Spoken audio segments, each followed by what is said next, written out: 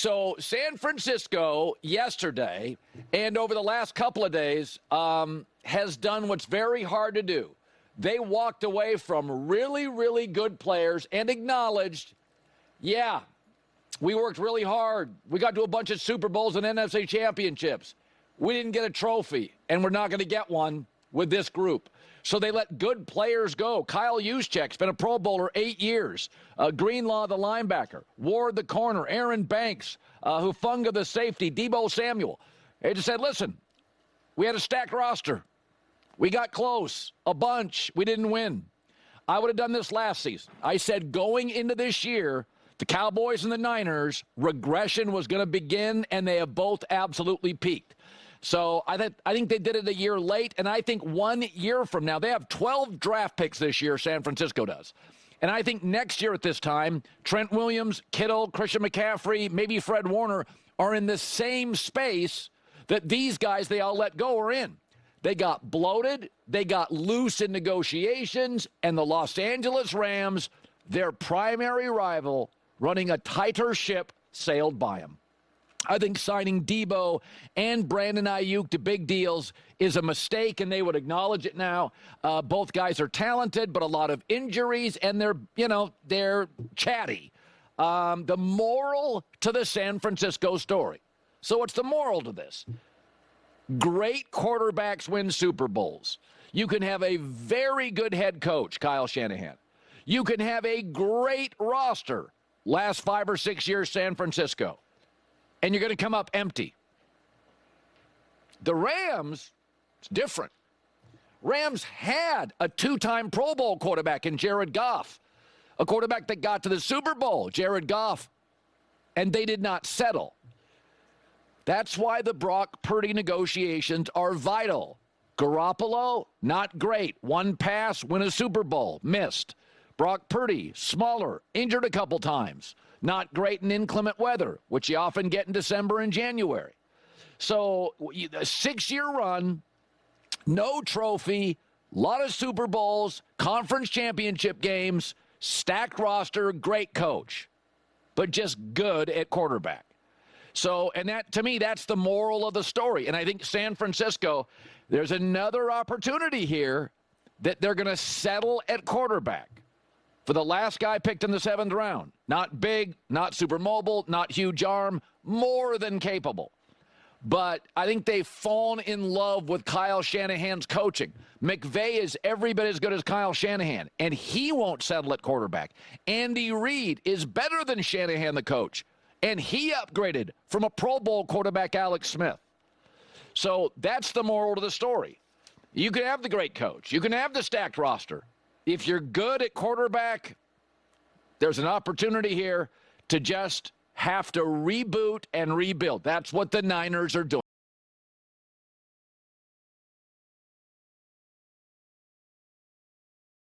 It's not a total rebuild, but I think in 1 year from now, McCaffrey, Trent Williams, George Kittle, I think those guys a year from now, maybe even Fred Warner, who's the best linebacker arguably in football, they'll be moving on as well. So I found yesterday fascinating that, I said this yesterday, and I'll say it again today. What this 2 to 3 day period is, it's about the front offices. It's not necessarily about the players. Everybody's getting overpaid. I mean, Milton Williams signed a contract with New England that's something Aaron Donald should have signed. And it was very predictable as the best defensive tackle on the market. The Eagles letting him go. Eagles are like, you guys overpay him. We're not doing it. You can do that when you're Philadelphia and when you nail your draft picks. And that gets me into the Chicago Bears. So the Chicago Bears are a good news, bad news story over the last 2 days. So let's look at the good news. They have really upgraded on the offensive line, guard, center, guard. I love Joe Thuney. I love Drew Dahlman. Drew Dahlman's arguably the best signing potentially over the last 2 days. Grady Jarrett was on the market. Okay, here's the bad news. So the good news is your O-line and your D-line, they're better. Here's the bad news. Yeah, none of those players were your draft picks. You had to overpay for all of them. And I liked some of them a lot. But it tells you, yeah, your GM, the young guy, probably not it. We don't know if your quarterback's it yet. I think he is. We don't know if your head coach is it. I think he probably is. We know you have one of the poorest ownership groups. So right now, the Chicago Bears, even though I love the upgrades, it's a lot of finger crossing and hope and optimism. That's all it is. Go look at Philadelphia's stacked roster, especially their O-lines and D-lines. That's homegrown stuff, overwhelmingly. Look at the Lions' O-line, great front office, mostly their guys. Look at the Kansas City defense, their guys. Look at the Rams' unbelievable defense, cheap, their draft picks. Green Bay, historically, over the last 20 years. New England during the Belichick era, his O-line. His draft and development guys with Dante Scarnecchia. The Packers overpaid for a guard yesterday, but historically, they draft and develop offensive lines. So when you got to go buy somebody else's good players, yes, you can absolutely upgrade. I am not denying that. But eventually, you'll pay a price for overpaying for O-line and D-line guys. Remember, guys hit the market. I like Grady Jarrett a lot, but Atlanta's like, we probably got the most out of you. Little age here, getting really expensive. So the Bears have to overpay. I mean, Kansas City moved off Joe Thuney. They're telling you something, and they liked him a lot, but they're telling you deep down, we think probably the peak, the erosion starts now. So I can like what the Bears did, but make no mistake, the best two defenses in the NFL at the end of last year, you could have argued, were like Kansas City, the Rams, and Philadelphia. It is a lot of draft and develop guys. It's not buying somebody else's used car. And there are a lot of good used cars on the market, but you don't know the odometer. Did they toy with it? Did they tweak with it? You don't really know when you go to a used car lot. So San Francisco, hey, you can have a stacked roster. Got to get the quarterback A+, or you're not holding up a trophy. And Chicago, good news, you really upgraded your O&D lines. But that's what you do when you whiff on a bunch of picks. And they did. I mean, you start looking at last year's team for the Bears. Who was their pick that was great? Jalen Johnson, the corner, that's their guy. So that's a good story. But, you know, Keenan Allen is somebody else's guy, and DJ Moore is somebody else's guy. And even if you win a trade on the market, you're overpaying for people. Even the teams, I like what they did in New England. They massively overpaid for a defensive tackle.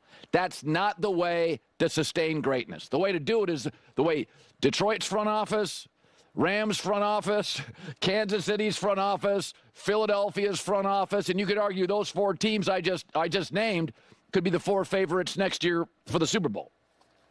So there you go. And it's a carousel of quarterbacks bouncing all over the place, and we're kind of waiting for Aaron Rodgers. Is he going to be the last guy chosen in the pickup game? He's like the last shoe to fall. All the stories are he's going to go to Pittsburgh, which it's a weird fit, isn't it? I think it's a better fit than Minnesota. By the way, Minnesota is stacking up some players. I don't know if you noticed what they've done in the trenches, Colin, but they are loading up. I like Minnesota's offseason. I just don't like the prospects for Aaron Rodgers at all, like any of the options. I wonder if he'll just decide, I'm going to retire. I don't need this. I don't need to be the last pick. Yeah. Nobody wants. The Colts would rather have Daniel Jones than make a run at me. If I asked you, what's the single best acquisition? I think Drew Dahlman, the center for the Bears, when you consider what it will do to the O-line, the quarterback, I think that's about as good a pick. That's as good a pickup as I've seen. I think Devontae Adams to the Rams is really strong. He'll fit in seamlessly with McVay and Stafford. They get offense. Your guy Sean Payton has grabbed two 49er defenders. Well, it's interesting. Two injury-prone defenders. I have a theory on what Sean Payton is doing in Denver. I would say